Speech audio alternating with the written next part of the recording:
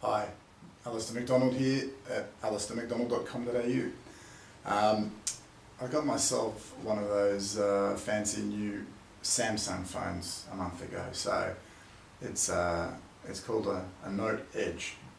Called a Note because it's got a stylus so you can scroll on it, and it's called the Edge because the glass screen has a round edge which you can view separate to the main screen.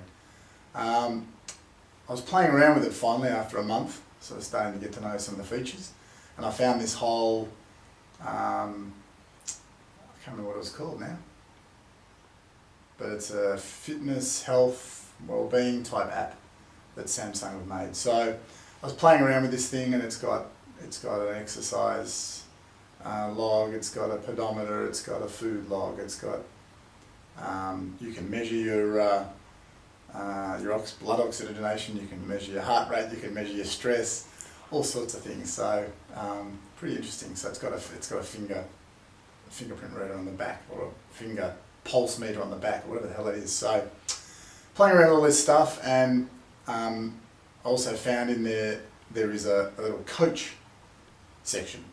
So this coach section lets you answer a few questions about your exercise habits, or your eating habits, or your sleeping habits, and then it gives you suggestions.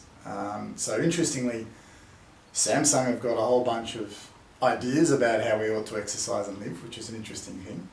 Now they've created an app with a coach that will interview you and tell you tell you how to improve.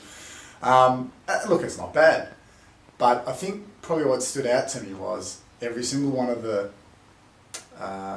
suggestions that it was making, the missions that it was setting, they're called little missions, really it was all about taking a step. It was about doing something small in the direction of the change that we wanted, or that I wanted. So as an example, for the